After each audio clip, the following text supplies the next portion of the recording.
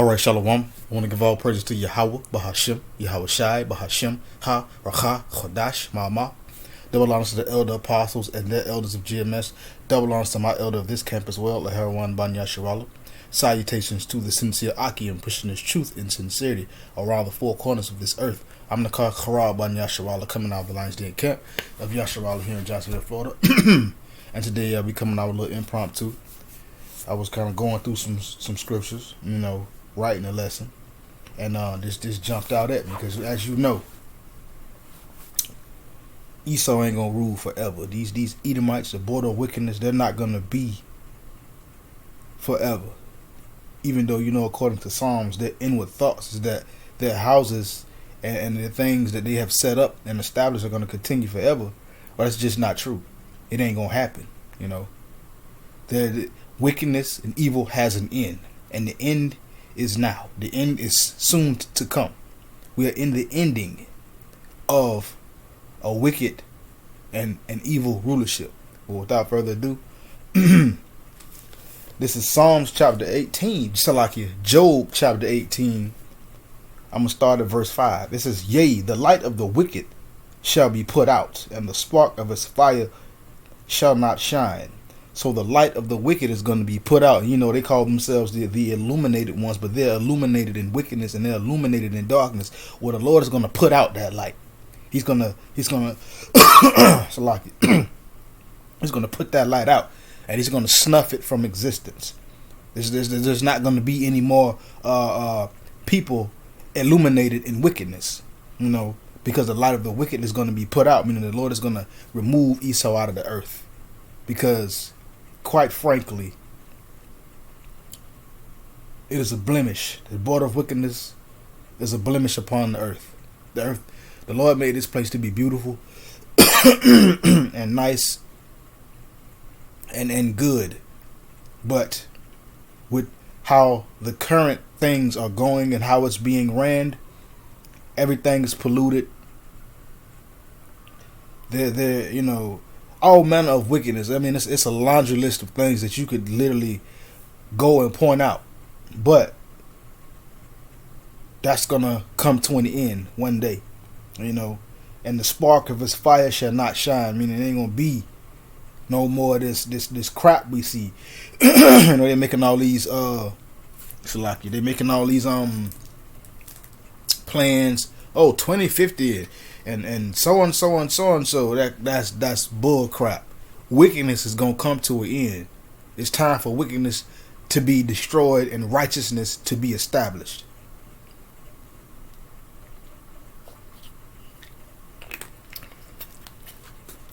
All right. Verse 6. "The light shall be dark in his tabernacle, and his candle shall be put out with him." The light is going to be dark in his tabernacle, meaning his power, his abode, His candle is going to be put out with him. All this wicked, evil knowledge that they have, that is not counsel at all, that's going to be put out. When the Lord takes these Edomites and remove them, all that's going to be put out. His light is going to be dark. There's going to be no more wickedness on the earth when the Lord bring forth this judgment, because he gonna get rid of the wickedness. He getting rid of it, because it's about time for this wickedness to go away forever. And Esau and his wickedness, all that's gonna be put out with him. Ain't gonna be no more wickedness. And they're like in the sin, the transgression that they've committed. But when the Lord judge Esau, those sins and transgressions that he committed are gonna die with him. Ain't gonna be no more Edomites. Ain't gonna be no more wickedness. We got all these wicked, evil plans of this, that, and the other, so forth. It's going to be gone. Verse 7, this is, "The steps of his strength shall be straightened, and his own counsel shall cast him down." See, the steps of his strength is going to be straightened, meaning it's going to get to a point to where when the Lord come back, Esau's supposed strength is going to be straightened, meaning he's going to be weak. He ain't going to have the power to fight back against Yahweh Shai and the heavenly host. He ain't gonna be able to do nothing. That's why it says the steps of his strength shall be straightened. It says, "And his own counsel shall cast him down." As you can see, that's happening right now. You got whistleblowers within the border of wickedness telling on Esau is telling on himself. They call whistleblowers. I think it's the Galatians where it say that tongue shall fall upon their own head, roughly paraphrasing. And that's what's going on. You got a lot of Edomites talking about the ultimate plan that these Edomites have, and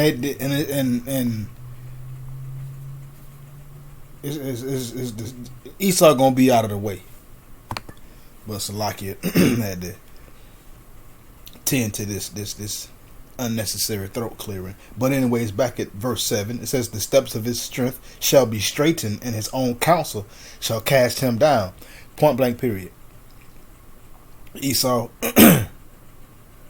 his own counsel, the people that's in cahoots with him, it's starting to be it's infighting now. Just like back in the days of old. That's what happened to Rome. They was fighting within each other. It was fighting within. And that's what caused the fall. And guess what? That's going to cause the same fall in this day and age, because Babylon, or i.e. America, is the Roman Empire revised. Back again. Verse 8. It says, for he is cast into a net by his own feet. And you know, Esau loved to set traps. He loved to try to set up Jake. He loved to try to cause all kind of manner of wickedness and cause people to fall by his evil, wicked devices. Well, it says, for he is cast into a net by his own feet. Those same traps that he's been laying, guess what? He done been cast into him by his own feet. I mean, he done walked into his own traps. He done committed so much wickedness. Now he tied up, tangled up in his own mess, and he can't get out. But continuing. For he is cast into a net by his own feet, and he walketh upon a snare. And he walketh upon a snare. Snare's a trap. Esau think he finna lay this trap to clamp down on the children of Israel one more time, when he is the one that's going to end up in the trap. And the Lord is going to clamp down on him. And the Lord is going to bring hell on these Edomites. But let's continue. It says, the grin or the jinn shall take him by the heel, and the robber shall prevail against him. See, the jinn, that's a trap, and the robber shall prevail against him. When Yahushua come back, we'll say Yahushua is that robber, because you know he said he's going to come as a thief in the night into the house of the thief. And we already know Esau is a thief. He's literally stolen nations and sold them into slavery. He's stolen all manner of things around the four corners of the earth. So the robber's going to prevail against him, meaning when it come time for him to get judged, he ain't going to be able to do nothing. He's going to take his judgment. It's basically, it's like a phantom punch. The Lord got his men out here on the highways and the byways, week in, week out, day in, day out, whichever day that the brothers or the Akim go out, or any videos that are being done. It's like a phantom punch. The men of the Lord are speaking about this phantom punch that's coming. And Esau's like, yeah, well, I ain't going to get hit with it. When, if you look at the word phantom, it's akin and likened unto such things as ghosts, apparitions, spirits, and different things like that. Basically, a phantom is pretty much invisible. You don't see it. And if you do see it, like Muhammad Ali, they say he used to have a phantom punch. You know, you don't know you hit till you going down. And that's the same thing gonna happen to Esau. He ain't gonna know he done got jabbed till he going down on the canvas. Ain't gonna get that 10 count, but he ain't getting back up. So again, Esau's not gonna prevail. Verse 10, it says, the snare is laid for him. See, the Heavenly Father done already set the trap up and already set everything. So the snare is laid for him in the ground, and they trap for him in the way. So the Lord done already set this thing up for Esau to fall into his own devices. Ultimately, it is the device of Yahweh Yahushua. And that device is judgment and recompense for all the wickedness that he has committed around the four corners of this earth. And because things are quickly falling apart, you know, Esau's moving fast now. He's trying to move fast, trying to get this pass and that pass and this pass, trying to still be slick. But the Lord got his men out there prophesying, exposing Esau, exposing his shame, exposing the things that he's doing behind closed doors.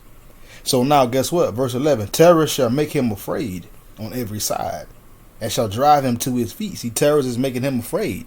You know, what's a terror that Esau has? Losing his power. And guess what? It's making him afraid on every side. Meaning Esau getting jittery, he getting jumpy. This truth coming out. You know what I'm saying? He flinching and it's driving him to his feet. It's causing that fight or flight response. He trying to fight, but at the same time, he trying to run too. But it ain't going to happen. Again, his strength shall be hunger bitten, and destruction shall be ready at his side. Again, his strength shall be hunger bitten. That's another word or another analogy, or not an analogy, I would say another word or another term for Esau is going to be weak.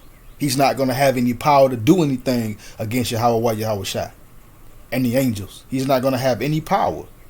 And destruction is going to be ready at his side. Meaning, when it comes, destruction going to be right there. It's just like, again, let's say back in the day, you and your homeboys got in a fight with somebody or whatever, some other dudes. And the first dude that swang on you, soon as he swang on you, your homeboy, your cousin, or whoever was right there. And as soon as dude swang, your cousin or your homeboy swang too. And guess what? That dude that swung on you, guess what? He get caught and he go down. That's the same thing that's going to happen to Esau. That's that destruction that's on his heels. You know, it's going to, verse 13, it says, it shall devour the strength of his skin.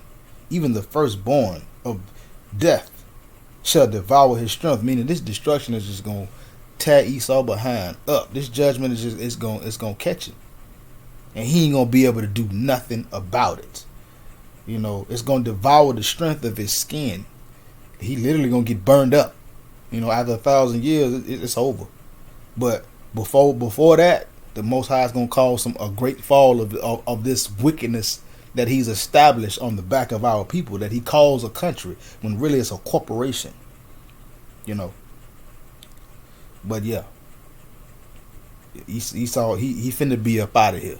I know sometimes it may seem like it's taking forever or taking a long time. Best believe the Most High setting them up. It's just like, just look at it just like whatever way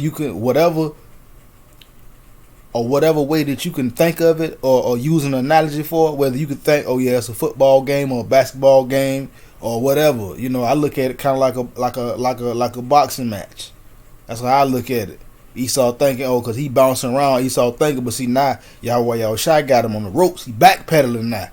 Now he defending now. You know what I'm saying? At first he was throwing punches. He was like, oh yeah, I'm the man. And all it took was a few punches. All it took was a few well-placed hooks or some jabs, and guess what?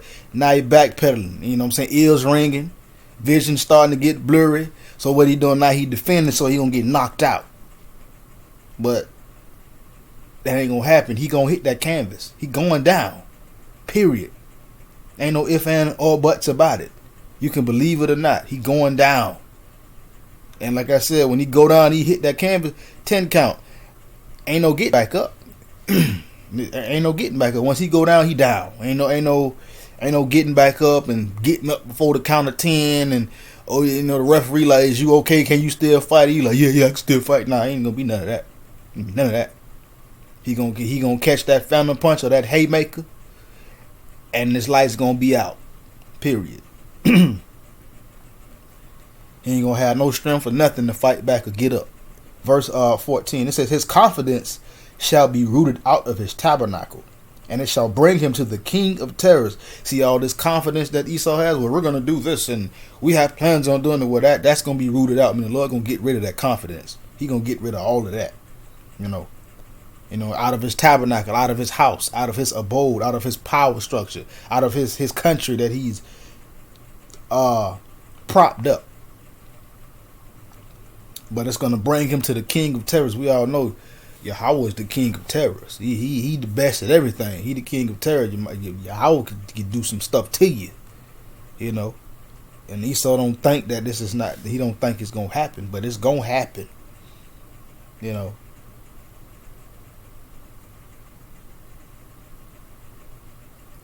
Verse 15. It says, it shall dwell in his tabernacle because it is none of his. See, this country, this place, this land don't even belong to Esau. So this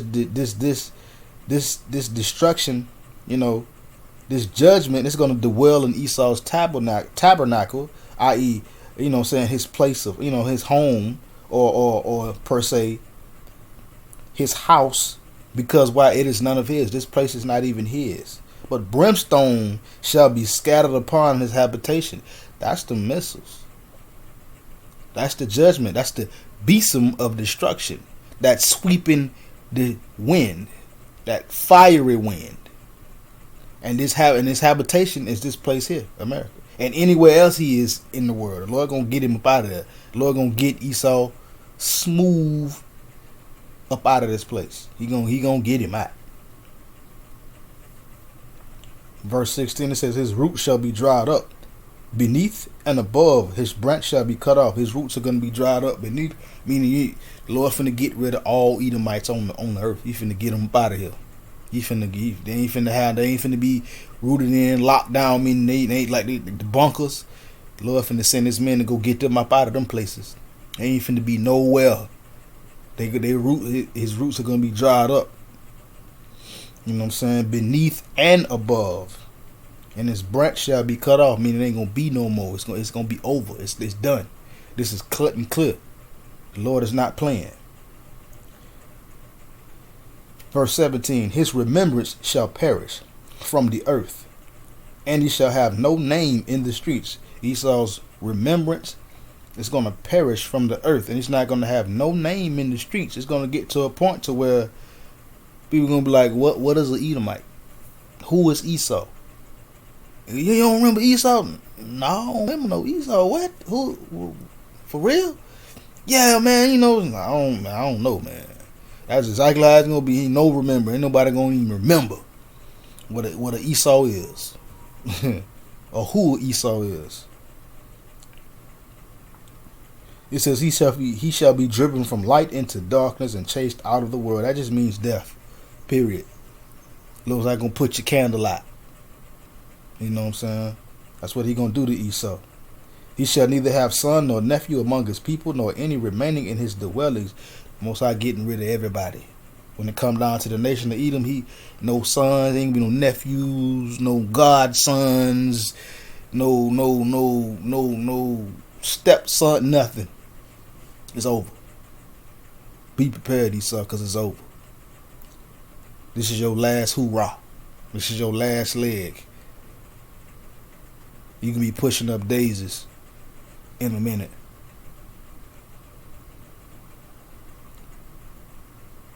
They that come after him shall be astonished at his day, as they that went before were affrighted. So the people gonna be amazed and like, dang, he did all this? Like, well, where he at now? What's going on? That's how they're gonna be. Verse 21. It says, surely such are the dwellings of the wicked, and this is the place of him that knoweth not Yahweh. You already know. Esau don't believe in the Most High. He don't think the Most High is gonna do anything. He don't even think the Lord coming back to redeem his people. And this is going to be the dwellings of the wicked. This is the place of them that knoweth not Yahweh. So Esau gonna be up out of here. They gotta be a little bit more patient, a little bit more longer, and we gotta continue in Yahweh while Yahweh shine doing the work. But Esau is finna be up out of here quick, but slow, but quick. And with that, shalom.